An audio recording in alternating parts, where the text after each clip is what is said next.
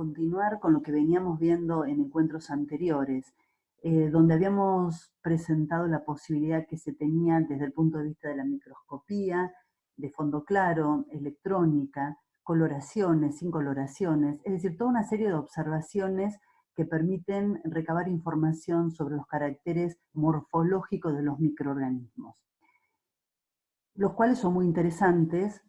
Son siempre pistas que vamos recabando para identificar un microorganismo, para conocerlo mejor. Pero llega un punto en los estudios microbiológicos que es necesario cultivar esos microorganismos en el laboratorio, es decir, darle las condiciones apropiadas para que empiecen a reproducirse y formar poblaciones en condiciones de laboratorio, es decir, in vitro. Para eso hay que tener en cuenta qué es lo que necesitan los microorganismos. Obviamente que lo más importante en principio son los nutrientes. Dije lo más importante y después me arrepentí, porque en realidad todo lo que vamos a charlar hoy es importante y cometiendo errores en cualquiera de estos aspectos podemos perder un cultivo. Entonces es una de las tantas cosas importantes, los nutrientes. Los nutrientes son necesarios para la generación de energía, es decir, para el catabolismo de los microorganismos y para la biosíntesis. Si nosotros nos preguntáramos qué le deberíamos proporcionar al microorganismo, esto lo vamos a hacer a partir de un medio de cultivo, para que puedan desarrollar, deberíamos tener en cuenta que cualquier célula viva está constituida mayoritariamente por agua, entonces el agua obviamente no puede faltar. Pero también una cantidad importante del peso seco de la célula está constituida por carbono, oxígeno, nitrógeno. Estos componentes, que son los mayoritarios, forman más o menos el 95% del peso seco de las células. Yendo a un ejemplo puntual, en este caso es Escherichia coli, esta sería la composición de la bacteria, el peso seco. El carbono constituye el 50% del peso seco de la bacteria, lejos el más abundante. El oxígeno, el nitrógeno, el hidrógeno, y así sucesivamente. Entonces, esto puede llegar a dar una pauta de qué son las cosas que no deben faltar en un medio de cultivo. Otro concepto que deberíamos manejar es el de macro y micronutrientes. Macronutrientes son aquellos que se necesitan en grandes cantidades, es decir, que la bacteria va a consumir en grandes cantidades. Bueno, si recuerdan lo que vimos recién en la transparencia anterior, el 50% del peso seco es carbono, claramente el carbono sería un macronutriente. Y después están los micronutrientes, que son los que la bacteria necesita en muy pequeñas cantidades. A veces son realmente muy pequeñas, 0,001 miligramo de algo por 100 mililitros de agua. Pero no por eso son menos importantes. Uno puede fracasar en el intento de cultivo de una población tanto porque no le puso los macronutrientes necesarios o incluso porque no puso los micronutrientes. Si la bacteria lo necesita para biosintetizar algún compuesto y no lo encuentra, no va a poder desarrollar. Algunos ejemplos de macronutrientes y de micronutrientes. Y después las funciones fisiológicas de estos elementos. ¿Para qué utilizan o para qué se utiliza en una célula el carbono? Bueno, es el constituyente celular más importante, eso ustedes lo saben. El oxígeno, de nuevo, es importante como material orgánico celular, pero también forma parte del agua y también en algunas bacterias, como son las respiradoras aeróbicas, o sea, nosotros somos respiradores aeróbicos, se utiliza el oxígeno como aceptor final en la cadena de electrones. El nitrógeno también importante para las proteínas, los ácidos nucleicos, las enzimas, y así una serie de compuestos que se los dejo acá para que lo miren con detenimiento. Bueno, coincidimos entonces en que no puede faltar carbono para que el microorganismo pueda desarrollar. Ahora la pregunta sería, ¿cómo se lo otorgamos? Es decir, ¿cómo pueden incorporar las bacterias el carbono? Hay algunas bacterias que, al igual que las plantas o que las algas, están capacitadas para tomar el dióxido de carbono del aire, es decir, el dióxido de carbono gaseoso que se encuentra en la atmósfera. Y a partir de una fuerte reducción, lo transforma en compuestos celulares. Esto energéticamente es lo que se llama fijación del carbono, para transformar la forma más oxidada del carbono, que es el CO2, a nivel de compuestos celulares, que están muy reducidos, implica un gasto energético y de poder reductor muy importante. Pero hay bacterias que lo hacen. Después están otro grupo de bacterias que utilizan compuestos orgánicos. Es decir, que utilizan, por ejemplo, glucosa o cualquier otro azúcar como fuente de carbono. Ellas ya tienen una cierta ventaja porque estos compuestos tienen el mismo nivel de óxido de reducción que los compuestos o los constituyentes celulares. Entonces, ese gasto energético tan importante que tienen que hacer el primer grupo de bacterias, ellos lo evitan, lo ahorran. De acuerdo, entonces, a la forma en que tienen de captar el carbono, se las clasifica en autótrofas, aquellas que utilizan el carbono en forma de dióxido de carbono, y heterótrofas, aquellas que utilizan carbono orgánico. Algo interesante de pensar es que, y que lo tengan en cuenta, es que en la naturaleza no hay ningún compuesto que no pueda ser degradado por algún microorganismo. Es decir, que pueda ser utilizado como fuente de carbono y energía por algún microorganismo. Todos los compuestos naturales, insisto en eso, son degradados o utilizados como fuente de carbono y energía por algún microorganismo.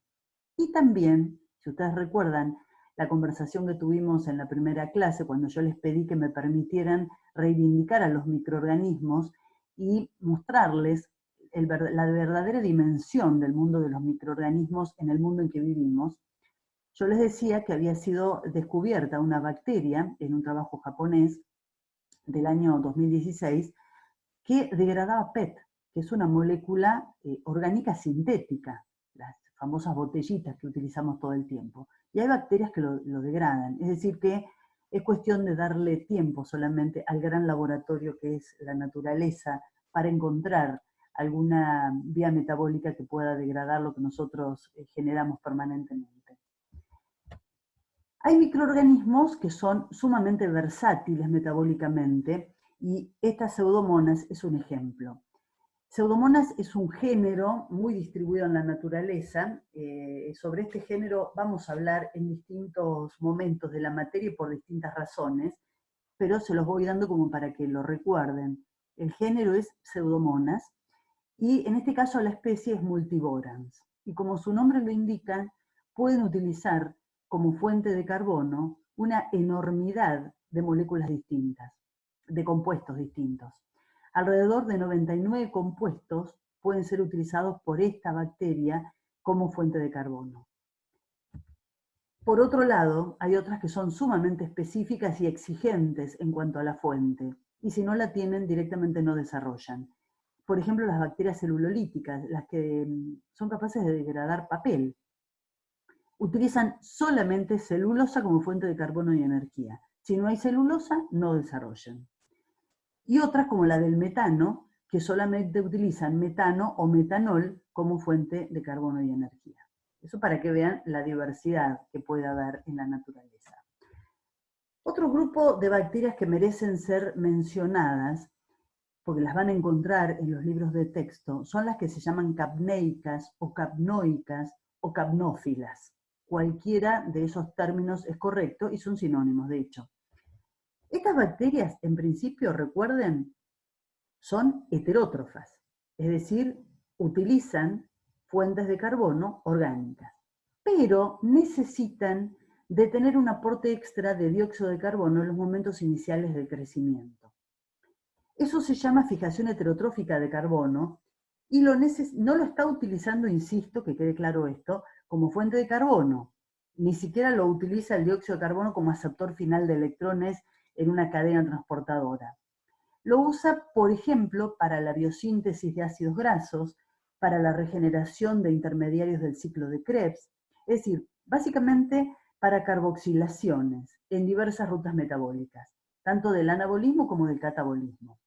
Entonces, Es necesario conocer si vamos a trabajar con unas bacterias con estas características porque hay que proveérselo. Es decir, en el entorno cercano a donde está la bacteria desarrollando, que puede ser una caja de Petri, hay que proveer una atmósfera aumentada en dióxido de carbono.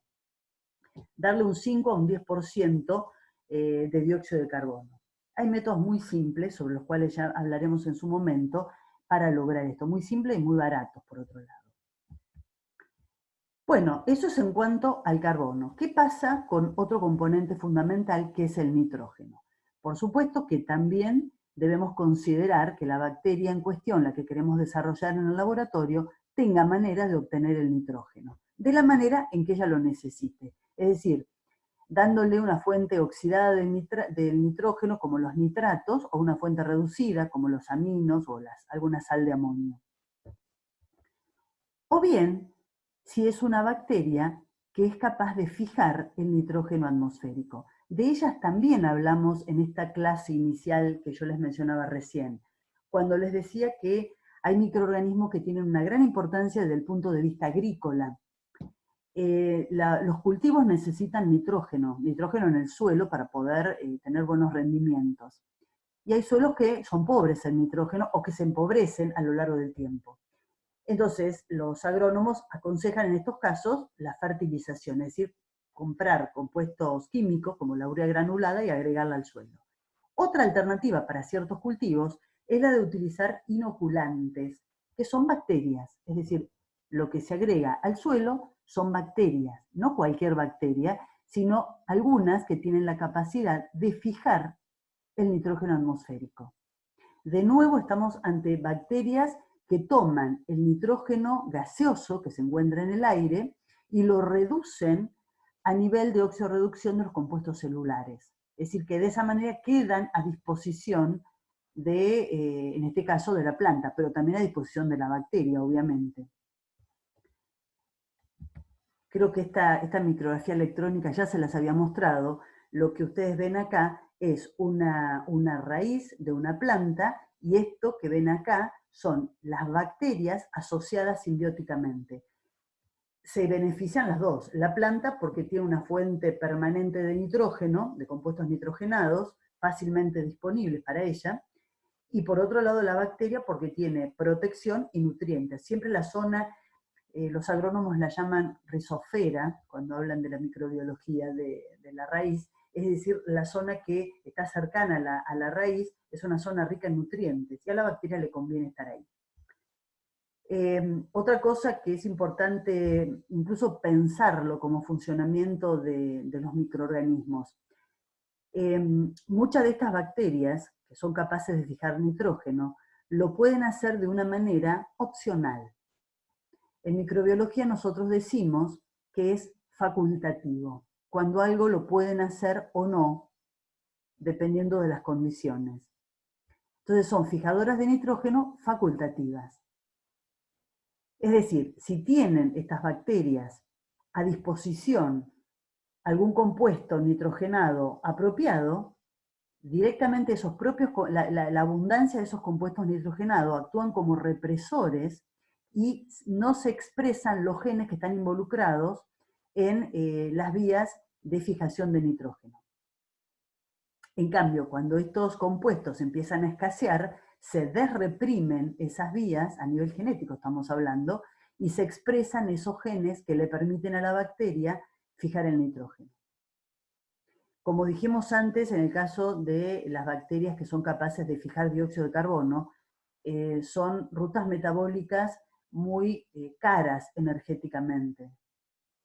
Por ejemplo, por cada molécula de nitrógeno que se reduce a nivel de compuestos celulares, se necesitan alrededor de 18 moléculas de ATP, lo cual es mucho, es bastante oneroso para la bacteria.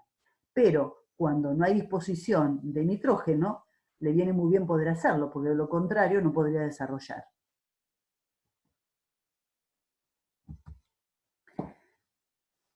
Algo más que tenemos que tener en cuenta al momento de querer elaborar un medio de cultivo para el desarrollo de un microorganismo. Hay que saber si este microorganismo necesita que se le agregue al medio de cultivo factores de crecimiento. ¿Qué son los factores de crecimiento? Estos que aparecen acá en la transparencia. Son aminoácidos, son purinas o son vitaminas que la bacteria no está en condiciones de sintetizar por sus propios medios. Entonces hay que agregarlos al medio de cultivo. Si no los agregamos, el microorganismo no va a desarrollar.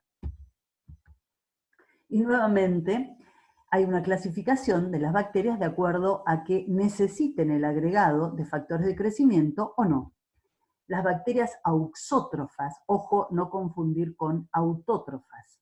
Auxótrofas son mutantes que han perdido la capacidad de sintetizar alguno de esos factores de crecimiento que mencionamos antes. Es decir, son incapaces de producir tiamina o algún otro aminoácido o una vitamina. Entonces la necesitan en el medio de cultivo. Y los protótrofos no necesitan nada, porque a partir de la fuente de carbono y de nitrógeno, ellas sintetizan todo lo que necesitan para poder desarrollar. Las cepas silvestres, o sea, la cepa original, por decirlo de algún modo, son protótrofas. O sea, podrían crecer en lo que nosotros llamamos medio mínimo, es decir, que tiene fuente de carbono, de nitrógeno, de energía y nada más. Y la bacteria sintetiza todo lo que necesita. En cambio, las auxótrofas son mutantes de aquellas primeras que han perdido la capacidad de sintetizar alguno de esos metabolitos esenciales.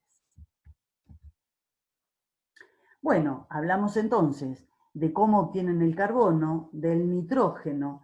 Otra cosa importante que hay que tener en cuenta siempre en los medios de cultivo es el modo en que la bacteria obtiene la energía.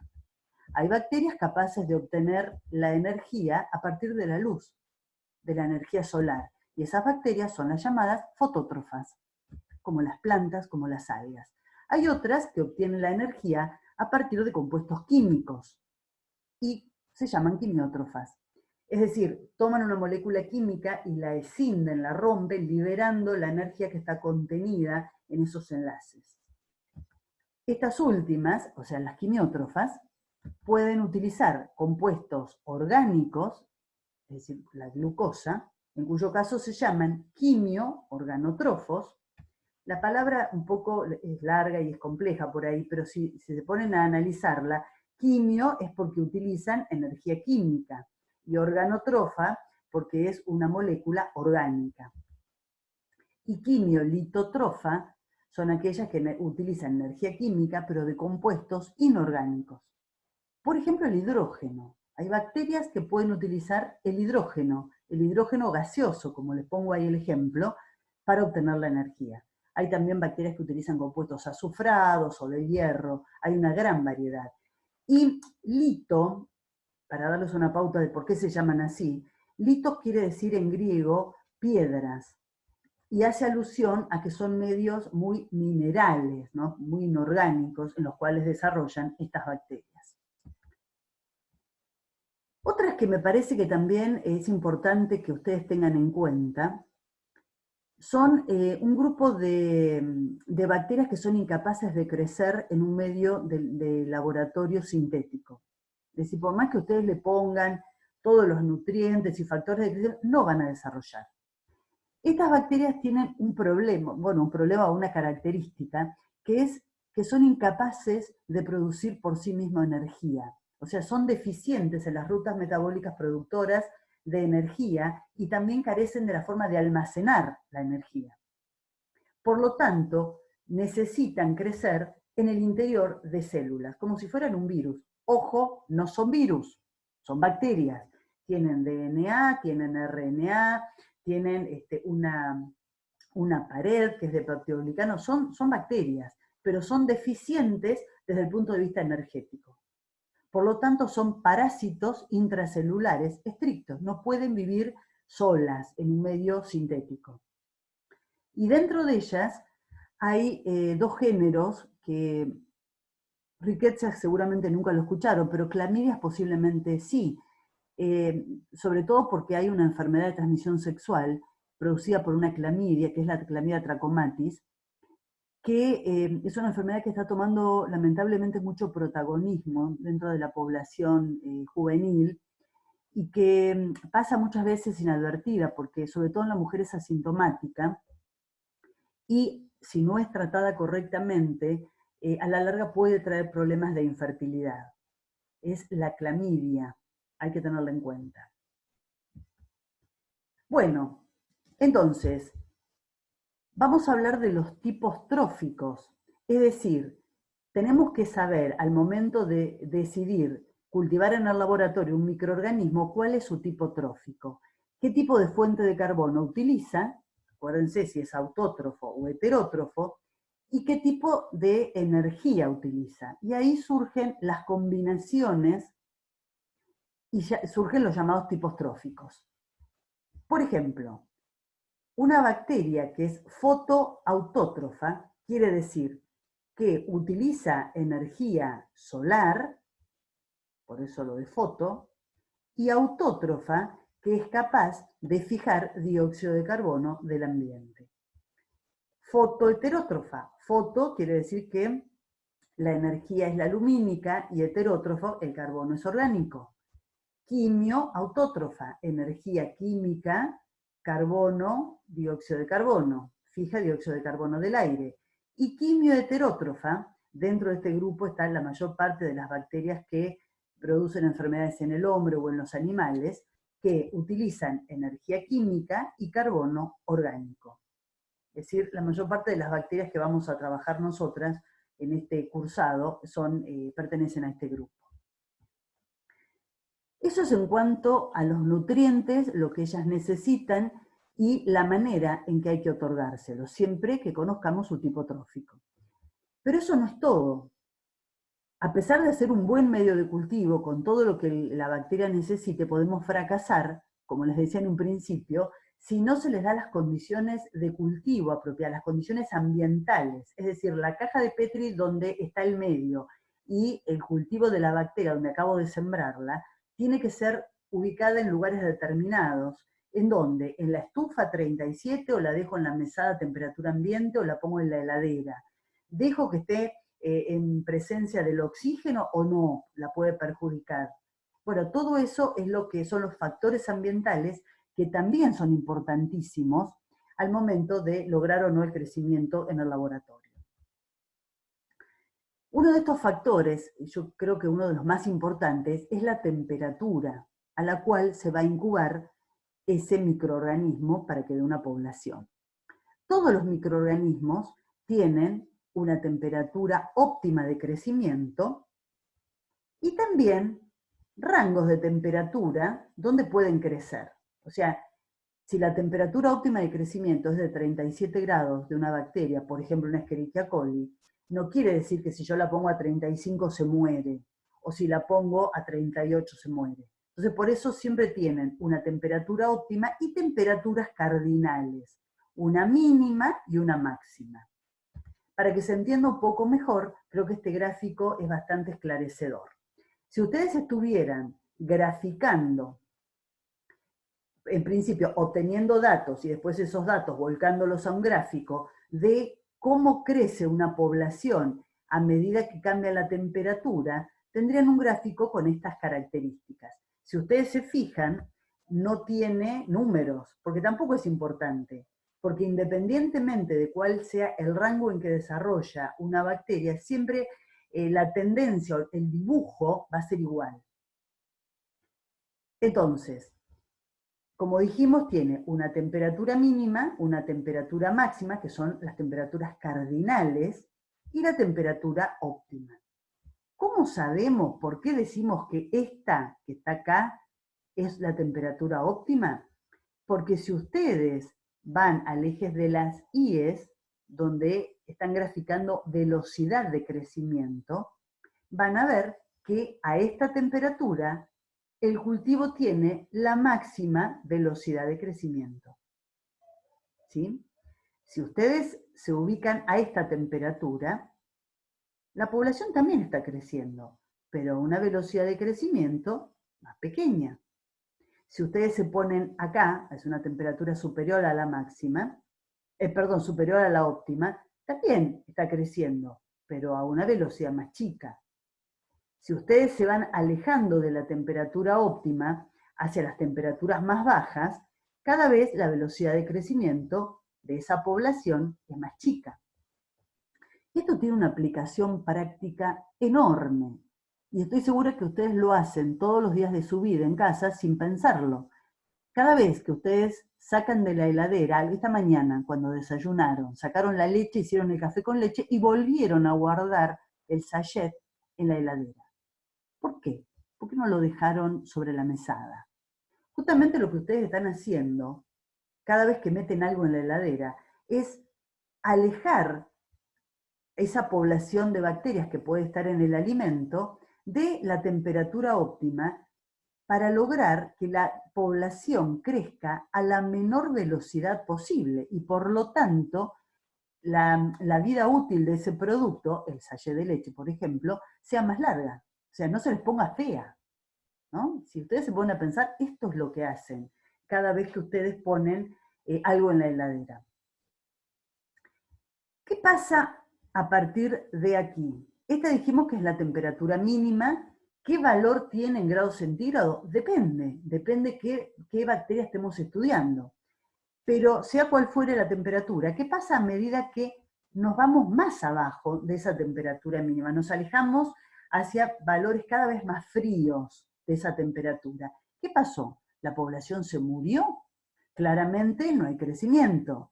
Por el gráfico, aquí ya no hay velocidad de crecimiento. O sea, la viene bajando, bajando, bajando, hasta que acá ya no hay más, no está creciendo, por lo que se ve en el gráfico. ¿Pero qué pasó con la población? ¿Se murió? No. Ustedes recapaciten y piensen en los métodos de esterilización y van a ver que ninguno es por frío. Es decir, no matan a las bacterias por frío o matarlas de frío. Entonces, lo que ustedes logran es que en un momento determinado dejen de crecer, pero no crean que ustedes las están matando. Y la pregunta podría ser, bueno, pero si lo pongo en el freezer, que hace más frío todavía, de hecho ustedes van a detener el crecimiento, pero no necesariamente las van a matar.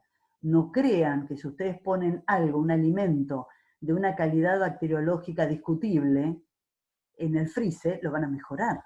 Cuando lo saquen, algunas bacterias posiblemente mueran por la formación de cristales, depende también de la velocidad en que se congeló, pero una vez que ustedes lo saquen y lo empiecen a descongelar, después de un tiempo apropiado, muchas bacterias se van a recuperar y van a arrancar a crecer nuevamente. Entonces, ojo con eso, ¿no?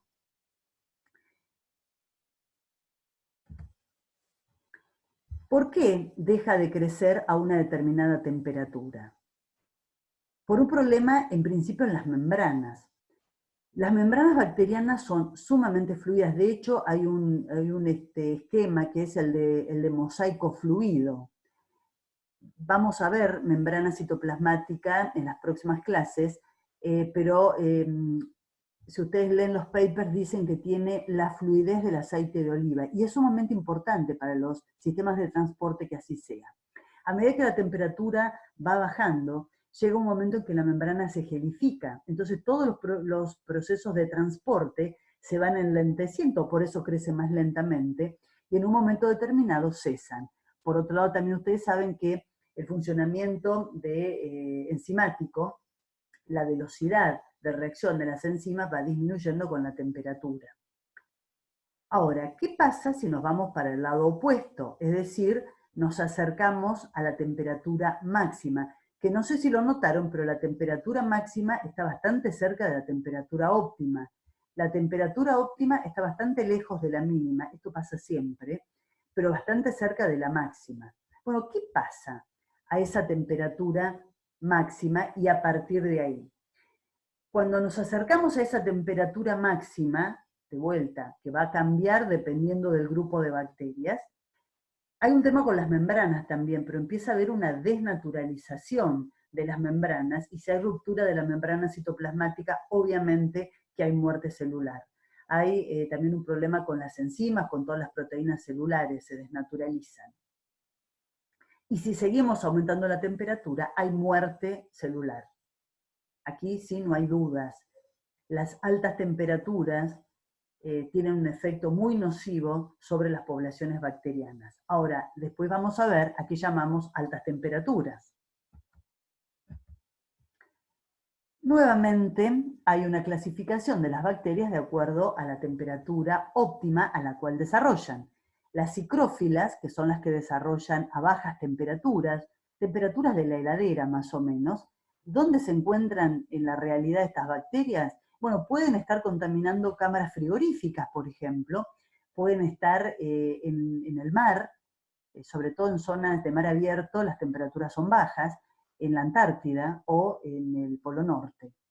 Las mesófilas, estas nos interesan puntualmente porque acá se encuentran los patógenos humanos y animales. Son bacterias que crecen como temperatura óptima a la temperatura del cuerpo humano, más o menos, o sea, 36,5, 37 grados centígrados. Todos nuestros patógenos se encuentran ubicados en esta zona. Los termófilos, que son los que desarrollan a altas temperaturas, e incluso hay otra categoría que son los hipertermófilos, que pueden desarrollar a temperaturas inusitadas, ¿no? Como que hay bacterias que tienen su temperatura óptima de crecimiento a 100 grados centígrados.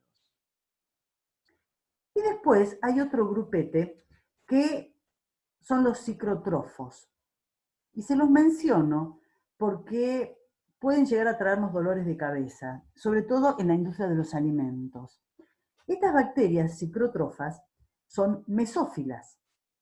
De hecho, dentro de ellas hay unas en particular que es la Listeria monocitogenes, que es un patógeno humano. Entonces, es un patógeno humano, vale decir que es un mesófilo y la temperatura óptima de crecimiento es la de nuestro cuerpo.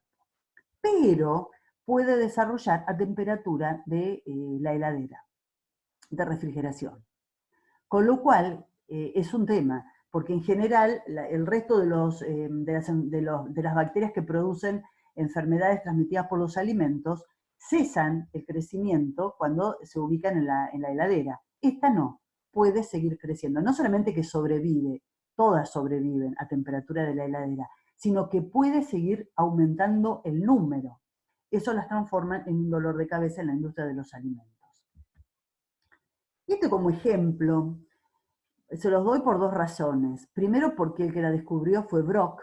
El libro, que es el libro de cabecera de esta materia, es el de Thomas Brock, es el mismo señor, que la descubrió en un parque nacional de Yellowstone, en Estados Unidos, y era una bacteria, se llama Thermus aquaticus, que desarrolla a más de 100 grados centígrados. Pero además, porque este descubrimiento cambió notablemente una técnica muy utilizada en la actualidad, que es la técnica de PCR, o sea, la reacción en cadena de la polimerasa. Ahora se está hablando muchísimo porque se la utiliza como método diagnóstico para el coronavirus. Bueno, ustedes la conocen. La PCR necesita una polimerasa, que ustedes recordarán que se llama TAC polimerasa. TAC viene de Thermus aquaticus. Thermus aquaticus es TAC polimerasa, es decir, la polimerasa que se utiliza en esta técnica para la amplificación del DNA en estudio, o del RNA, del material genético en estudio, es la polimerasa de esta bacteria, que por otro lado es resistente a altas temperaturas. Ustedes recuerdan que esta técnica se hace en un termociclador que aumenta y disminuye la temperatura cíclicamente. Entonces, la mayor parte de las polimerasas de organismos mesófilos se degradan a 100 grados centígrados. Inicialmente, entonces, había que volver a adicionar de polimerasa para que siguieran los ciclos. En la actualidad eso se ha mejorado muchísimo, ya hace bastantes años, gracias a la polimerasa de esta bacteria. Otras que también se las doy simplemente para que ustedes vean, el Pirococcus furiosus, que es una arquea, es hipertermófila y la temperatura óptima es 100 grados centígrados. Y la siguiente, que es el Pyrolobus fumari, que la temperatura es de 105 grados centígrados, es increíble. Y deja de crecer, o sea que la temperatura cardinal más baja es más o menos 90 grados centígrados. Bueno, acá nuevamente un gráfico muy similar al que veíamos anteriormente, pero para que vean, acá sí tiene valores en grados centígrados en el eje de las X, para que vean más o menos cuáles son las temperaturas óptimas de un psicrófilo, de un mesófilo y de un termófilo. Y por este lado, acá, en vez de velocidad de crecimiento, habla de tiempo de generación. Cuando veamos el tema de crecimiento, van a ver que es prácticamente lo mismo. Digamos, estamos hablando de lo mismo. No, una cosa que les quería comentar antes de que se me fuera, una cosa que les quería comentar es que por más que el psicrófilo crezca a una máxima, o sea, a su temperatura óptima, la velocidad de crecimiento nunca alcanza la de un mesófilo ni la de un termófilo, ¿no? Es decir, por más que esté a su temperatura óptima, siempre la velocidad con que crece esa población es muy inferior a la de los mesófilos y a la de los termófilos. Algunos datos para que ustedes vean.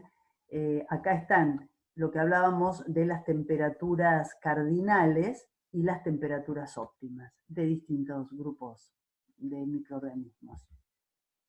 Bueno, decíamos que cuando las bacterias se encontraban en un ambiente muy frío, había un problema con los sistemas de transporte porque las membranas empezaban a gelificar. Entonces la pregunta sería, bueno, ¿y cómo hacen, cómo resuelven este problema las bacterias psicrófilas?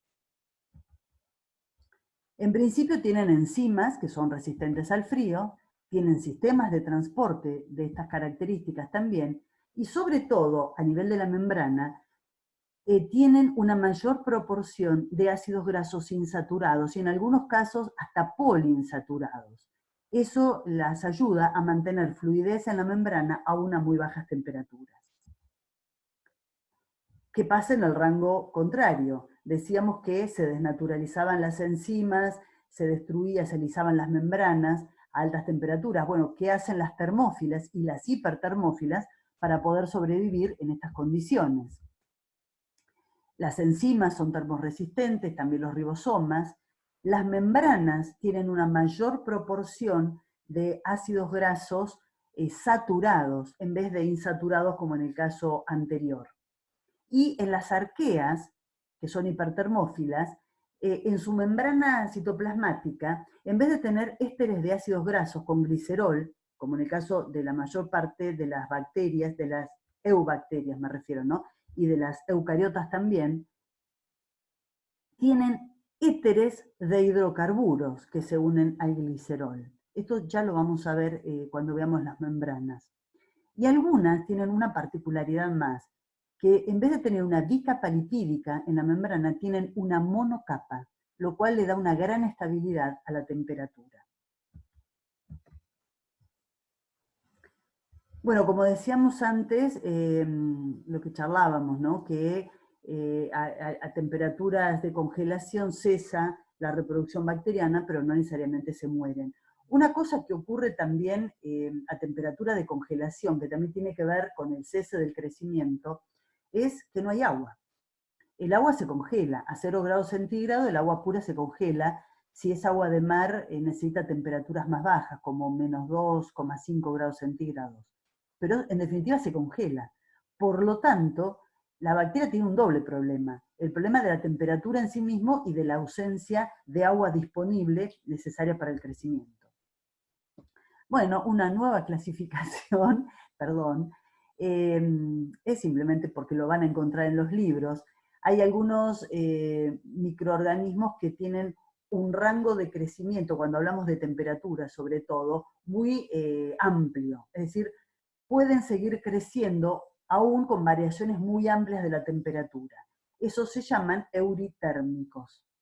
O sea, soportan variaciones grandes en la temperatura. En cambio, los estenotérmicos soportan variaciones pequeñas.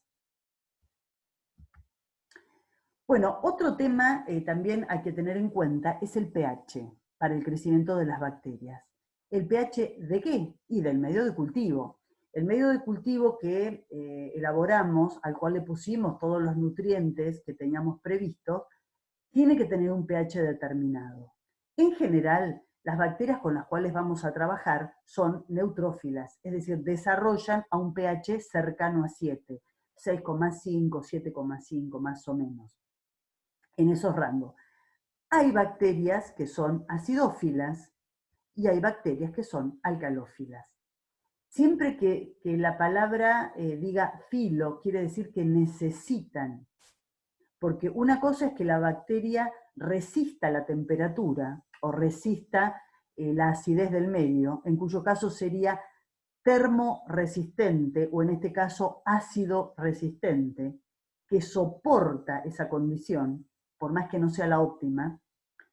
Y otra cosa es que sea acidófila o termófila. En esos casos quiere decir que necesita el pH bajo o la temperatura alta, si hablamos de termófila. ¿Sí? Es como para que vayan familiarizándose, ¿no? Filo lo necesita sí o sí, si no, no desarrolla. Resistente se la banca, aunque no están las condiciones óptimas. Por lo tanto, va a tener un crecimiento más lento, porque necesita algún tipo de mecanismo paliativo para esta situación, lo cual siempre va a implicar un gasto energético. ¿Cuáles son los problemas que se le presentan a una bacteria cuando hay cambios de pH? Puede haber problemas en la membrana, puede haber problemas en los intercambios. Ustedes recuerden que los sistemas de transporte de electrones en las bacterias están en la membrana citoplasmática. Puede haber problemas allí para lograr la quimiósmosis. Puede haber algún problema en la concentración interna, o sea, puede ingresar muchos hidrogeniones y por lo tanto modificar el pH intracelular, con lo cual también es un problema para la estabilidad de las macromoléculas. Y también puede haber inhibición de la actividad enzimática. Pero por supuesto, hay bacterias que tienen mecanismos de adaptación a estas cuestiones. Por ejemplo, los sistemas de transporte. Ustedes se acuerdan que, porque esto también lo hacen las células eucariotas, lo deben haber visto, los sistemas de transporte con gasto de energía. Uno de ellos era el antiporter, es decir, un compuesto ingresaba y otro salía. Bueno, hay sistemas que le permiten a la bacteria sobreponerse a las modificaciones de pH, por ejemplo, el sistema sodio-protón o potasio-protón. También hay veces que se desreprimen algunas respuestas de tolerancia al medio ácido. Se pueden sintetizar en estos casos, esto está todo regulado genéticamente.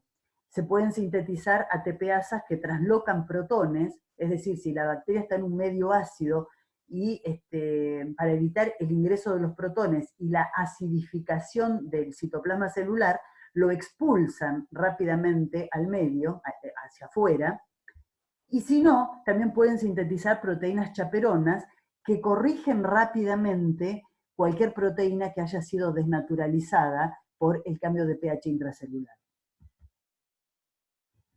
Hay bacterias que son acidófilas. Por ejemplo, las bacterias del ácido acético. El vinagre, que ustedes consumen seguramente, es producido por bacterias. Obviamente que estas bacterias están adaptadas perfectamente a esas condiciones. Las bacterias lácticas también, las del yogur, son bacterias que transforman la lactosa, fermentan la lactosa y la transforman en ácido láctico, algunas ácido láctico y otros ácidos, hay fermentaciones ácido mixtas, pero en definitiva lo que ocurre es que ellas mismas producen la acidificación del medio. Estas bacterias seguramente que sobreviven perfectamente a esas condiciones ácidas. Y por el otro lado, hay bacterias que son alcalófilas. Hay una que se llama Bacillus alcalophilus, como su nombre lo indica, necesita un pH alto para poder desarrollar. Y se encuentra en algunas lagunas alcalinas. Todas estas bacterias, bueno, acá yo les pongo el ejemplo de las bacterias alcalófilas, pero todas estas bacterias extremófilas, para poder vivir en esas condiciones, como decíamos antes con el termus acuáticos, implica que tienen proteínas y enzimas adaptadas a esas características. Y son muy interesantes desde el punto de vista de la microbiología industrial. En este caso, ellas tienen enzimas hidrolíticas como proteasas y lipasas que son utilizadas como aditivos en los detergentes. Algo para recordar, que seguramente lo saben ustedes, ¿no? El pH intracelular siempre, independientemente del lugar donde viva esa bacteria, y a lo mejor es una bacteria acidófila, está cercano a la neutralidad, justamente para proteger a las macromoléculas. Algunos ejemplos de bacterias que viven en un pH muy, muy bajo. Fíjense ustedes, el ferroplasma, el termoplasma, son bacterias que tienen pH de desarrollo óptimo 2. Hay bacterias que, como producto del metabolismo, generan ácido sulfúrico y ahí viven. Entonces, para que se den una idea de lo extremas de las condiciones donde algunos microorganismos pueden desarrollar. Bueno, ¿por qué es tan importante la neutralidad, o no siempre es 7, cercana a la neutralidad intracelularmente? Justamente porque las macromoléculas suelen ser bastante sensibles a distintos tipos de pHs.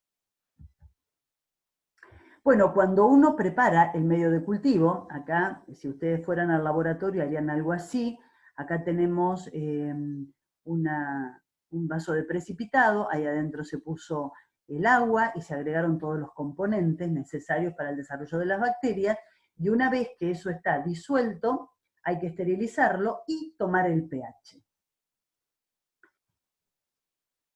¿Qué pH debe tener? Depende qué tipo de microorganismo vamos a hacer desarrollar. Es siempre la misma respuesta. Pero supónganse que yo quiero un pH cercano a 7. Si el pH que tomo en ese momento con las cintitas de pH no es el que yo quiero, se puede modificar agregando álcalis o agregando bases.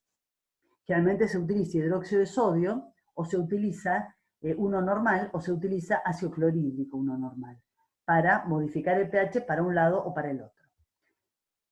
Pero hay que pensar que a lo largo del desarrollo del microorganismo, es decir, yo tengo un medio de cultivo apropiado, estéril, con el pH que dice el fabricante, y lo siembro. Lo siembro con un microorganismo al cual quiero desarrollar en el laboratorio. Este microorganismo empieza a interactuar con ese medio de cultivo, de hecho para eso lo pusimos. Consume ciertas sustancias, elimina sustancias de desecho al exterior, con lo cual las condiciones originales de ese medio empiezan a cambiar a lo largo del tiempo. Y en algunos casos, por ejemplo, si la bacteria fuera una bacteria láctica, que yo ya sé de antemano que va a producir una gran cantidad de productos ácidos, hay que preverlo y poner tampones en el medio de cultivo. Es decir, un buffer que trate de amortiguar esos cambios de pH que produce el microorganismo como producto de su crecimiento, porque a veces las condiciones cambian tan drásticamente que el propio microorganismo deja de crecer. Entonces, es por eso que se agregan sustancias en el medio de cultivo original, cuando uno lo está preparando, previendo que va a haber cambios importantes de pH, hacia el álcali o hacia el ácido. Por ejemplo, en el caso del ácido, uno podría agregarle un fosfato diácido de potasio. Esto también ya lo vamos a ver cuando vean los medios de cultivo. Pero tengan en cuenta siempre eso. Uno puede evaluar en el momento cero que el pH está apropiado, pero ojo que a medida que el microorganismo crezca dentro de ese medio de cultivo, lo va a ir modificando. Bueno, los hongos en general tienden a ser más tolerantes al ácido que las bacterias. Ojo con esto, no estoy diciendo que todos los hongos son acidófilos, simplemente que en general los hongos toleran mejor el ácido que las bacterias. ¿Hay hongos acidófilos? Sí, y hay bacterias acidófilas también. Estoy hablando en términos generales. Por eso, y ahora los voy a retrotraer a la conversación que tuvimos anteriormente cuando hablábamos de los hongos, que yo les mencioné un medio de cultivo que se llama Saburó, que les dije, es un medio de cultivo diseñado especialmente para hongos. Es selectivo para los hongos y tiene un pH ácido, un pH 5 más o menos. Entonces, cuando uno siembra en un medio Saburó, lo que quiere es favorecer el desarrollo de los hongos, complicándole un poquito la vida a las bacterias. ¿Qué quiere decir? ¿Que ninguna bacteria va a poder crecer? No, no es cierto, porque si es una población mixta, seguramente que hay alguna bacteria que puede crecer. Pero en general, lo que uno intenta es frenar el desarrollo de las bacterias para favorecer el desarrollo de los hongos. Bueno, otra cosa muy importante es el agua. Habíamos dicho, cualquier célula, esto ustedes lo saben, tiene un 90% de su constitución el agua. Y acá vamos a tomar un nuevo concepto, que es el de actividad acuosa, o AW, concepto que seguramente ustedes ya escucharon cuando cursaron bromatología. Esta es la definición del libro de lo que es el AW, pero para que se entienda, para recordarle. En definitiva, lo que es el AW, al margen de esta definición, es el agua que está disponible para el metabolismo bacteriano. Para que se entienda. Cuando ustedes van al mar, nadie me puede decir que no hay agua.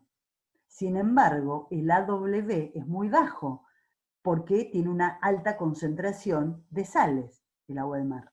Y no cualquier bacteria, por ejemplo, podría vivir allí, justamente porque el agua está, pero no está disponible para la célula. Entonces, el AW, eso es lo que dice, nos indica la cantidad de agua disponible para el metabolismo celular. Si se acuerdan ustedes, el valor de AW, el máximo valor de AW es 1, el más alto. Y de vuelta, una clasificación de acuerdo a la cantidad de agua que necesitan para vivir las bacterias. O mejor dicho, el AW que pueden soportar las bacterias o que necesitan. Están los halófilos, que viven en medios hipertónicos, o sea, necesitan esos medios para estabilizar sus membranas, si no, no desarrollan. Halotolerantes, lo que hablábamos antes, estos toleran altas concentraciones de sales, aunque no las necesitan. No son sus condiciones óptimas, las soportan, se las banca, como diríamos. Los osmófilos, generalmente dentro de los osmófilos están las levaduras, son esos microorganismos que pueden crecer en medios hipertónicos, pero con altas concentraciones de azúcares. Estos eran altas concentraciones de sales, estos tienen altas concentraciones de azúcares. Y los xerófilos, que generalmente hay bacterias xerófilas, pero también hay hongos filamentosos, que crecen en un AW realmente muy bajo. Piensen que debajo de 0,60 ya directamente no hay vida de ningún tipo, no es factible. Esos microorganismos que son xerófilos pueden vivir, por ejemplo, en rocas que están expuestas al sol, donde la desecación es muy importante. Y ellos logran sintetizar unos disacáridos que protegen las membranas y las proteínas justamente de la desecación. Acá para que ustedes vean simplemente alimentos, estos son conceptos sumamente importantes en la conservación de los alimentos. En definitiva, todo lo que estamos viendo, si ustedes se lo ponen a pensar, todo lo que estamos viendo en la clase de hoy, ustedes lo pueden ver desde dos puntos de vista. Tener en cuenta todo esto para promover el desarrollo de los microorganismos en un estudio en el laboratorio, para hacer un diagnóstico si están en la industria, o todo lo contrario. Conocer qué es lo que el microorganismo necesita para no dárselo, para intervenir en alguno de estos requerimientos y complicarles la vida para que no crezcan. Si ustedes están trabajando en la industria de los alimentos o en la industria farmacéutica, dos lugares donde ustedes no quieren que los microorganismos crezcan. Entonces, todo lo que charlamos en la clase de hoy, ustedes lo pueden ver desde esos dos lugares y no pierdan esa visión. Es importante conocerlo, ya sea para darles lo que necesitan y tener un buen desarrollo, o para quitarles y que no desarrollen si uno necesita un medio protegido de la contaminación microbiana.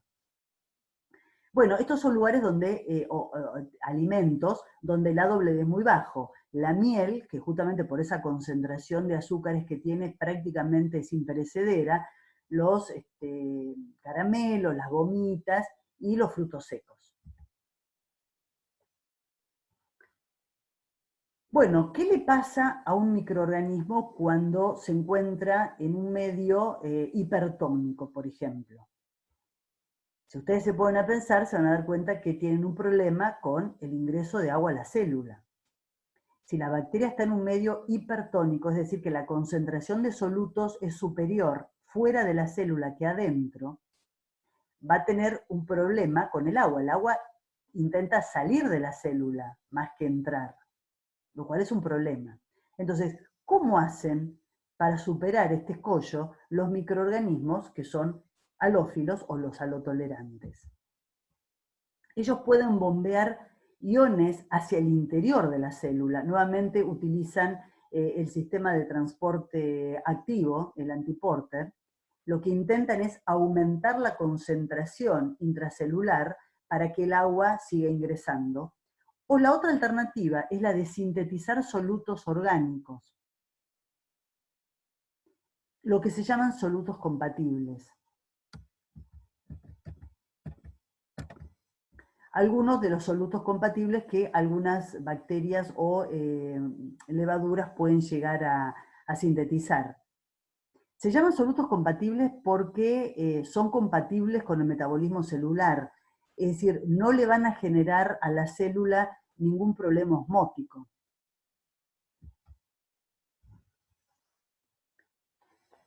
Antes de llegar al crecimiento, estaba pensando que para que lo sigan relacionando con cosas que ustedes conocen.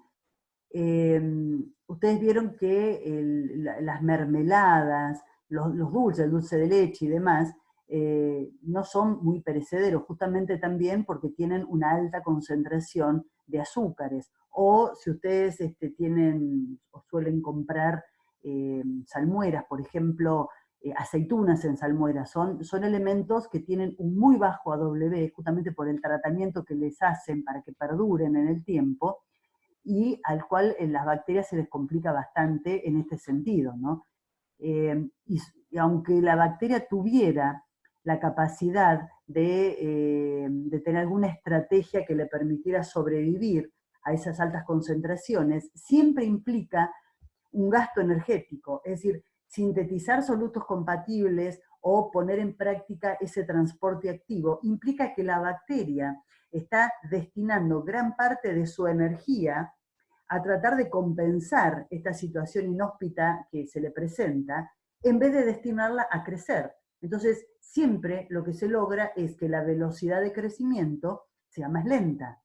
Entonces, habla de eso, de la perdurabilidad en el tiempo del alimento. Creo que este es un buen tema para relacionarlo también con la conservación de los alimentos, ¿no? Como para que les quede claro. Bueno, y sí volvamos a otro parámetro sumamente importante, que es la relación que tiene el microorganismo con el oxígeno. Lo vamos a ver rapidito porque hay un práctico donde ustedes van, espero que lo podamos hacer en algún momento, van a hacer técnicas de anaerobiosis para poder desarrollar en el laboratorio cierto tipo de microorganismos. Entonces, en ese momento lo van a ver con detalle. Pero en este momento, tengan en cuenta que hay microorganismos que son aerobios estrictos, es decir, que necesitan sí o sí el oxígeno. ¿Por qué lo necesitan tanto? Porque son respiradores aerobios, como nosotros. Utilizan el oxígeno como aceptor final en la cadena de electrones. Entonces, si no hay oxígeno, no pueden respirar directamente y se mueren. Hay otros que se llaman microaerófilos, es decir, son aerobios también, respiran aeróbicamente, pero tienen ciertas enzimas que son sensibles al oxígeno y por lo tanto necesitan oxígeno, pero en una concentración disminuida, es decir, una concentración menor a la concentración que hay en la atmósfera de oxígeno. Pero son aerobios, respiran aeróbicamente. Hay otros que son anaerobios estrictos. Para estas bacterias, el oxígeno es letal. Estas bacterias son sumamente sensibles, algunas más que otras, por supuesto, pero hay algunas de ellas que son tan sensibles que solamente con estar expuestos temporalmente al aire se mueren. Hay otras que son anaerobias facultativas. Ahí está la palabra que yo les decía. Facultativo es optativo. Este tipo de bacterias pueden crecer en presencia o en ausencia de oxígeno. ¿Por qué? Porque tienen alternativas para obtener energía. ¿Pueden respirar aeróbicamente? Sí lo hacen. Si hay oxígeno seguramente lo van a hacer porque es un proceso energéticamente muy favorable la respiración aeróbica. Pero si se les consume el oxígeno o están en un ambiente donde no hay oxígeno, pueden respirar anaeróbicamente. Es decir, tienen una cadena transportadora de electrones, pero utilizan un aceptor final que no es el oxígeno, es otra molécula. Y si no, también podrían fermentar. Es decir, que pueden cambiar el metabolismo productor de la energía dependiendo de las condiciones en las cuales esté creciendo. Y por último, hay otro grupo que son los llamados anaerobios aerotolerantes. Como su nombre lo indica, toleran el oxígeno. No lo usan, son bacterias que fermentan. La manera en que ellas obtienen energía es fermentando. O sea que el oxígeno no las molesta, tampoco lo usan. O sea que pueden crecer en presencia o en ausencia de oxígeno. ¿Ok? O sea que para determinar si el oxígeno les es favorable o no, hay que conocer al microorganismo, por supuesto, y relacionarlo con la manera en que tiene ese microorganismo de obtener la energía. ¿Por qué el oxígeno es tóxico para los anaerobios estrictos? En realidad no es el oxígeno propiamente dicho, sino que los productos tóxicos que se forman a partir del metabolismo en presencia de oxígeno, que son el peróxido de hidrógeno, o sea, el agua oxigenada, el anión superóxido y los radicales hidroxilos. La acumulación citoplasmática de ellos, de cualquiera de ellos o de alguno de ellos, es absolutamente letal para la célula. En una célula que respira aeróbicamente también se forman, pero tienen enzimas que los liberan, o sea, los destruyen, y por lo tanto no se acumulan en la célula. Y acá, tubos, es un dibujito, ¿no? Pero está muy lindo para ir pensando y practicando y repensando lo que charlábamos hasta recién. Estos son tubos de ensayo, estériles, con un medio de cultivo en su interior, estéril también, al cual le sembramos distintos tipos de microorganismos. Distintos tipos en el sentido de la relación que tienen con el oxígeno. Entonces estaría bueno que ustedes intentaran, de algún modo, y después lo charlamos en todo caso, ¿qué creen que está desarrollando en cada uno de los tubos? ¿En qué tubo estaría desarrollando un microorganismo aerobio estricto, por ejemplo? Un aerobio estricto. ¿En cuál les parece a ustedes que está desarrollando un anaerobio estricto? Es decir, aquellos donde el oxígeno le es letal. ¿Dónde estará un facultativo? ¿Dónde estará un aerotolerante? Se los dejo para que lo piensen y lo volvemos a charlar. Bueno, por último, otro factor ambiental que también tiene que ver con el desarrollo de las bacterias. Ustedes en un laboratorio de rutina no se van a encontrar con este problema, pero hay que saber que existe también, que es la presión atmosférica. Es decir, con las bacterias con las cuales nosotros trabajamos, son bacterias que desarrollan perfectamente a una atmósfera de presión, que es la que tenemos todos en el planeta Tierra. Pero hay algunas bacterias que desarrollan en lugares donde la presión es muy superior a la presión atmosférica en la superficie terrestre. Ustedes dirán, ¿en qué lugares? En las profundidades marinas, por ejemplo. ¿Qué pasa cuando aumenta la presión atmosférica?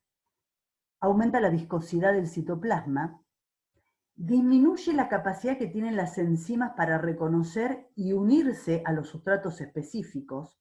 Hay problemas también en la división celular, es decir, la bacteria se prepara para la división celular. Recuerden que las bacterias se dividen por fisión binaria, es decir, duplican todo el material, el genético y el resto de los compuestos celulares, y luego se forma un tabique y se separan las dos células hijas.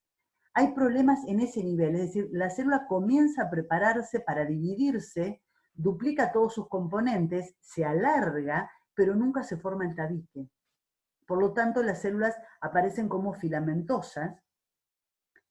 Esto ocurriría, estos efectos, en bacterias que no están adaptadas a la presión o que no necesitan la presión. Pero hay ciertas bacterias que la soportan perfectamente y hay ciertas bacterias que la necesitan a la sobrepresión. Las que se pueden sobrevivir a esto se llaman barotolerantes y las que la necesitan, la sobrepresión, son barófilas. ¿Cómo hacen estas bacterias para sobrellevar todos los problemas que traen aparejados el aumento de la presión? Hay plegamiento de las proteínas, que son distintos. Hay una mayor proporción de ácidos insaturados en la membrana plasmática, lo mismo que hacían las bacterias que estaban adaptadas a bajas temperaturas. Hay cambios también en proteínas estructurales de la pared y también hay cambios en las proteínas de transporte.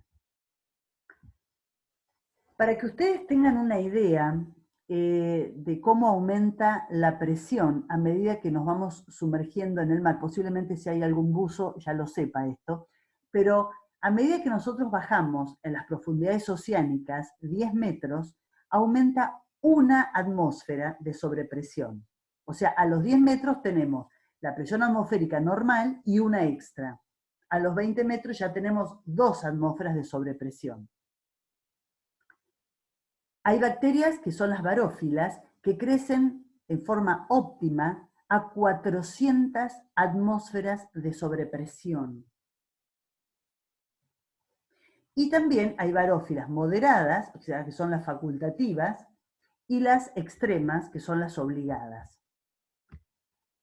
Y acá algunos ejemplos, insisto, a no ser que ustedes hagan investigación en este tipo de microorganismos, no van a tener estos problemas, porque realmente estudiar estas bacterias, o sea, sabemos que están, genéticamente se encuentran su genoma en las muestras oceánicas de gran profundidad, pero no es fácil recolectarlas, ni tampoco es fácil reproducirlas en el laboratorio, porque para reproducirlas en el laboratorio hay que lograr tener aparatos para que crezcan donde haya 400 atmósferas de sobrepresión, porque si no, no desarrollan.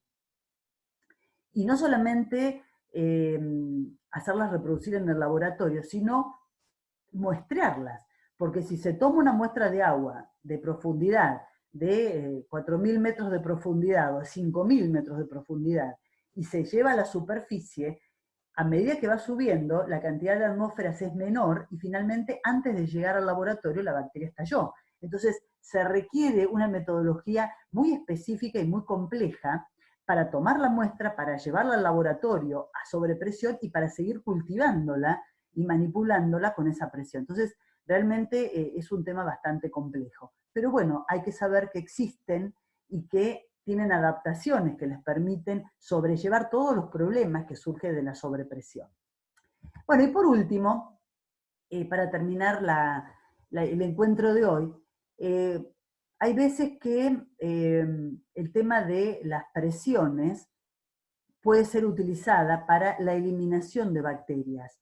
Hay un aparato llamado prensa de French que lo que logra es aumentar las presiones de manera tal de eliminar las bacterias de algunos lugares. Digamos, algo parecido a la sonicación, que también se utiliza para bajar el número de bacterias en determinados elementos del laboratorio. Como un dato de color nada más. Bueno, chicos, es todo por hoy. Nos veremos próximamente. Recuerden ir viendo, lo ideal es que no dejen que se les acumule demasiada cantidad de información. Aprovechen los espacios que vamos a dedicar justamente a eso, ¿no? Recuerden que el viernes nos encontramos.